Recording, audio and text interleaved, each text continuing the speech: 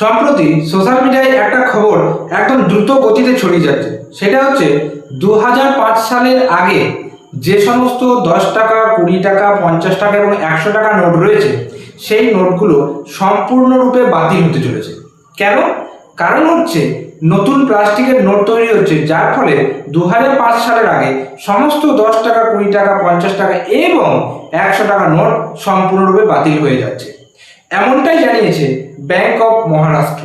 এবং bank of Maharashtra এটাও জানিয়েছে তারা কিন্তু 30শে জুনের পর থেকে এই সমস্ত 2005 সালের আগে এই নোটগুলো তারা কিন্তু আর নেবে না।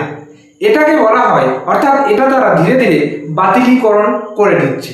এটাকে আমরা বলি সাইলেন্ট ডিমনিটাইজেশন। এইটা কতটা সত্য এবং এর মধ্যে কতটা সত্যতা লুকিয়ে রয়েছে, এটা আপনারা কোথা থেকে জানবেন আসল সঠিক জিনিসটা, সব কিছু জানবো আজকের এই ভিডিওতে। অবশ্যই ভিডিওটি শেষ পর্যন্ত দেখার চেষ্টা করবেন। কেন কি টাকা আমাদের দৈনন্দিন জীবনে খুবই খুবই ব্যবহৃত একটা উপাদান বলতে পারে, সেই জন্য এটা কিন্তু আপনার জানা উচিত। তাই প্রথমেই আপনাকে বলতে চাই, এই যে সোশ্যাল মিডিয়ায় যে সমস্ত সোশ্যাল মিডিয়া বা সমাজ মাধ্যম, যেটা ফেসবুক, হোয়াটসঅ্যাপ এবং ইউটিউব, যেখানে কিছু বলেন না কেন, এই যে প্রচলিত হচ্ছে এই খবরটা, এটার মধ্যে আপনাকে জানাতে চাইবো এর মধ্যে এক বিন্দুও সত্যতা নেই। কেন নেই?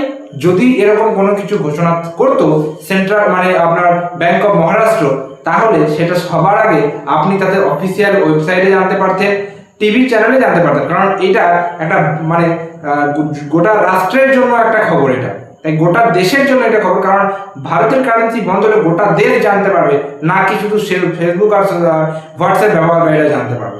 গোটা দেশের জন্য যখন কিছু করা হবে, সেটা গোটা দেশের খবরের চ্যানেল, টিভি, নিউজ সমস্ত জায়গায় কিন্তু আপনি দেখতে পাবেন, না কি ফেসবুক, হোয়াটসঅ্যাপে। বেশিরভাগ ফেসবুক, হোয়াটসঅ্যাপে আপনি যেগুলো দেখতে পাবেন সেগুলো গুজবে ভরা, যার মধ্যে সত্যতা থাকে 1%, বাকি 99% ফল্ট। এটা কিন্তু বেশিরভাগ ক্ষেত্রে হয়, ব্যতিক্রমে আমি বাদ দিলাম। এবার কথা হচ্ছে, আপনি হয়তো আমাকে বলতেই পারেন যে তুই আমরা আটি জানিস, ফেসবুক আর হোয়াটসঅ্যাপ আর সোশ্যাল মিডিয়া মানে যদি সব গুজব বলো, তাহলে লোকে এইসব ব্যবহার করতে হবে। অবশ্যই আপনি ঠিকই বলেছেন, কিন্তু এখন বেশ কিছু অসাধু ক্রিয়েটার রয়েছে, বা যারা বেশিরভাগ টাকা উপার্জনের জন্য করছে, তাতে জনতার কি হলো না গেল, ভুল খবর প্রচার হলো কিনা, সেটা আলোচ্য বিষয় নয়। আলোচ্য বিষয়ে যে খবরটা উঠছে, সেই খবরটাকে মূল কেন্দ্রে না গিয়ে তার চারপাশে ভাগ বুলিয়ে কিছু একটা নিজের মতো করে বানিয়ে বলে দেওয়া, এই জিনিসটা করার ফলে এই সমস্ত গুজবগুলো ছড়িয়ে পড়ে। আপনাদেরকে জানাবো, এই যে নোট বাতিল হচ্ছে বা এই সমস্ত নোটগুলো বন্ধ হচ্ছে, ব্যাংক অফ মহারাষ্ট্র এইরকম কোনো রকম আপডেট দেয়নি। যদি দিত তাদের ওয়েবসাইটে পেয়ে যাবে। বরঞ্চ তারা এটা বলেছে যে সোশ্যাল মিডিয়ায় যে খবরগুলো রয়েছে, এই সমস্ত প্রচলিত খবরগুলো সম্পূর্ণরূপে মিথ্যা, আমাদের তরফ থেকে এটা নেই। এমনকি ব্যাংক অফ মহারাষ্ট্রকে যে এই সমস্ত অধিকার তার নেই যে নোট বাতিল করার কথা সে ঘোষণা করবে। সবার শীর্ষে আরবিআই, তার নিচে কেউ নাই। আরবিআই অর্থাৎ রিজার্ভ ব্যাংক অফ ইন্ডিয়া, সে একমাত্র বলবে যে কোন নোট চলবে আর কোন নোট বন্ধ হবে, কোন নোট কবে বন্ধ হবে, একমাত্র ঘোষণা করবে আরবিআই। কোনো ব্যাংক তারা নিজেদের থেকে এটা ঘোষণা করতেই পারে না। এটা হচ্ছে সব থেকে মেন পয়েন্ট, এটা আপনার জানা উচিত। যখনই এইসব জিনিস প্রচলিত হবে বা যখনই এইসব ঘটনা ঘটবে, সবার আগে আপনি টিভিটা অন করবেন, টিভি অন করলে পেয়ে যাবেন। কিন্তু খবর ভুলেও এই সমস্ত সোশ্যাল মিডিয়া চক্করে পড়বেন না, এতে পড়ে আপনার মাথার চিন্তা বাড়বে বই কি কমবে না। হ্যাঁ, তার মানে এই নয় যে সবাই ভুল খবর মানে। সোশ্যাল মিডিয়া এখন যতটা আপনার উপকারে লাগছে, ঠিক ততটা আপনার ক্ষতিও করে দিতে পারে। তাই এবার আপনি উপকারে লাগাবেন না ক্ষতির কাজে লাগাবেন, সেটা সম্পূর্ণ আপনার দায়িত্ব। কারণ আপনি যদি সঠিক জিনিসটা দেখেন, যে ক্রিয়েটর সঠিক জিনিস বানায়, সেগুলো যদি দেখেন, সেগুলো নিয়ে যদি থাকেন, ঠিক আছে, কোনো অসুবিধা নাই।